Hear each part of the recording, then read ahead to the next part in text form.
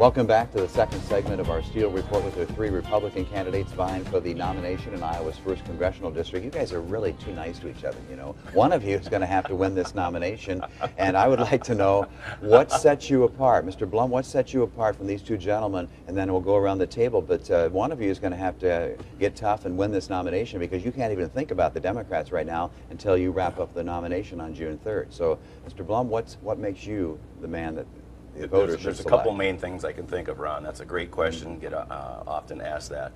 First of all, I like to say I'm not afraid to be unelected. I'm not in this to be a career politician. I'm a career businessman. I want to go to Washington, D.C. for a short amount of time and serve my country. And I'm going to do what I tell the voters I'm going to do when I get to Washington, D.C. And if that costs me re-election in 2016 or 2018, I'm all right with that. I'll come back to Iowa and do what I was doing before. Secondly, to win an election, particularly against a well-funded Democrat opponent, we need to make sure the Republican nominee is well-financed and has a great campaign organization. We have recently been recognized by the National Republican Congressional Committee out of Washington, D.C. for our fundraising and for our organization. We have about four times as much in the bank to spend on this primary than the next closest GOP opponent at this table. And we also have over 300 volunteers throughout the 20 counties. So we have an excellent field organization. We have an excellent fundraising apparatus. And those are two necessary ingredients to win this election in the fall. Mr. Bolivar, go ahead. Thank you very much, Ron. The reason I think that I stand out from other candidates in this particular primary are several. First of all, I think as we look across the district, we will find that it is, for example, in the state Senate race, we have 10 state senators that are Democratic, 3 that are Republican. So I think we have to keep in mind as Republicans that what we need to offer is a broader selection on issues. And so we have to be tolerant, we have to accept issues, and I think that's what I offer in several areas. Many of those areas are key facts for the nation today. For example, our national debt. I would not only stress that we have to have a control on entitlements, because I think our entitlement spendings are way out of control, but I think secondarily we need to grow the economy, and there's several strategies for growing the economy. Secondly, with respect to energy, it's time that we allow the energy in this country to be developed. For the first time in many years, we have the capability to be energy self-sufficient and export energy to Europe, for example, and that might help the crisis there. Third, that I think is immigration. And immigration has been stalled in the U.S. Congress for way too long. The Senate passed a bill in June that I think addressed 2 items. It addressed the item of border security. It addressed what to do with those persons that are here illegally, and that is to incorporate those persons into our economy.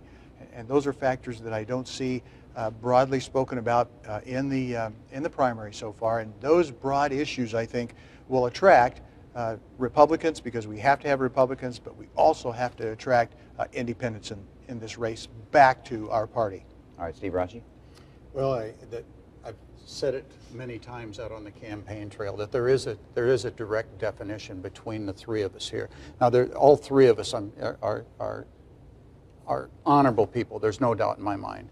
But yet, what defines us is an actual plan put together, a 6-tier economic plan that cuts $1.2 trillion in spending and waste, puts more of your hard-earned money back in your pocket, like I said. It creates 6 million jobs from all across America. And those are the things that people are talking about right now. You know, a lot of folks will talk about endorsements. A lot of folks might talk about different things that have enhanced their particular campaign. Well, I've sat with more than 130 business owners, business leaders, and their employees from across the district. And they're telling me straight up, Steve, if you're running for office simply because you're a Republican and you wear your American flag on your left lapel and you wear your Republican elephant on the right lapel, if that's all you're bringing to the table, Steve, we're not interested. There are 136,000 registered active Republicans in our district. There are 162 registered active Democrats, and there are 192,000 registered active independents. And for the most part, these independents that I'm talking to are those business owners out there. And they want solutions to the problems they're discussing around their kitchen tables and around their boardroom tables. And if they don't get those solutions, they're not going to support the candidate. So we have to. They're tired of the sound bites. They're tired of the talking points. They're tired of the rhetoric from last night's evening news. What they want are actual solutions that actually bring something to the table and show that that the candidate actually knows what they're doing. Okay, ACA, of course, is in place. In fact, the deadline for enrollment is Monday, and I believe the Obama administration announcing that they have reached their goal of 6 million enrollees. Would you all agree that this law, even though there are going to be some changes, there have been 8 major changes already, or delays that even the president has signed on, is this law here to stay? And if you are elected, would you try to repeal Obamacare, or as even Steve King has said, it's probably in place, we're going to have to live with it? What's your feeling about that? Well, first of all, I think Obamacare, Affordable Care Act, it's misnamed because I can't find anything affordable about it. I think it's an unmitigated disaster, and I'm not just talking, Ron, about the rollout of it. I'm talking about the socialization or nationalization of 1/6 of our economy, which happens to be the most complicated portion of our economy. There are many problems, and we can't get into all those today, but cost is one of them. Is not affordable. Initially, President Obama said it would cost $800 billion over 10 years, and that got revised upward after 12 months to $1.7 trillion. Congressional Budget Office, which is nonpartisan, has just revised that cost up to the taxpayers to $2.7 trillion. Now, the cost to the consumers, President Obama said 5 years ago that the average family, the average middle-class family, would save $2,500 per year.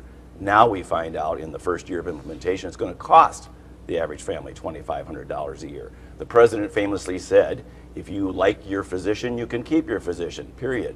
And now we find out, people are finding out that they can't keep their physicians, and sometimes they can't even keep going to the same hospital that they've been going to. Much like in the old-fashioned HMOs, which Americans in Eastern Islands did not particularly like. And he also said, if you like your current insurance policy, you can keep that insurance plan, period. And now we find out from the Congressional Budget Office, over 80 million Americans, Ron, may lose their health insurance coverage because it does not meet government standards. So those are some of the problems, and there's many problems with this Affordable Care Act. So I would be in favor of repealing it and replacing it with market-based solutions. I think the Republican Party cannot just complain about Obamacare and not have an alternative in its place. So I'd like to see Washington, D.C. come out with a 10 or 12-step plan that's like the contract with America. We could call it the healthcare contract with America. Market-based, free solutions that'll help the average middle-class Iowan who is struggling with healthcare costs today. Gentlemen, do you feel the same way, or are you stuck with this bill? I would agree. I think the Affordable Care Act is too expensive. The testimonials, which Rod just explained, are out in the news, and I think common ground that it's too expensive and is an economic disaster. That said, I have to criticize our own party and say, Republicans, what have you come up with? Because I think we have fallen short there. So I would suggest that the Affordable Care Act needs major readjustments because we have to address those persons that don't have health care. They have long-term illnesses or diseases that makes that, frankly, unaffordable also with our private health care. So let's come up with a solution. Let's put something on the table. What I've tried to do throughout this campaign so far is to contact those persons in the medical field and say, give me the solutions, because what this person ought to do that wins this election is go to Washington and start developing the alternative, the Affordable Care Act, now. And Steve, I'll give you a chance on this too, yeah. Sure. Well, the Affordable Care Act is probably the jobs-killing act. With all the employers I talk to all across this district, actually all across the nation, they all tell me that they will start subcontracting more work rather than hire people to come in and do these jobs. So they won't have to pay the insurance. Exactly, exactly. They're going to avoid it because everything that a manufacturer makes, we have to take all those costs into consideration. And when those costs are added in, then they make us, let's say, non-competitive, if you will. As soon as we become non-competitive, then our consumers start looking for places overseas to have their parts and components manufactured. But you know, it goes a little bit deeper than what these current gentlemen are saying, because right now, for example, we don't have the muscle in the U.S. House or the U.S. Senate or the White House to get this done. And in order to get it done and get it done once and for all, we're going to have complete control of the U.S. House, complete control of the U.S. Senate, and perhaps the White House as well, depending on how the numbers flush out. If we can't do that, then Steve King's absolutely right. We are stuck with this the way it is. So if I'm going to sit here and tell you that, by golly, if you elect me, we're going to repeal Obamacare, that'd be lying through my teeth. Do I want to see it repealed? You bet I do. It's just too important not to. But for the simple fact that it just can't happen without all the numbers coming together the way they have to, unfortunately, we do have it. The Supreme Court has deemed it law. That's right. Okay, we're going to come back with our final segment here momentarily. We'll talk a little bit about the immigration issue and also U.S. military cuts, to which you referred to a moment. Coming right back with our third segment, so stick around.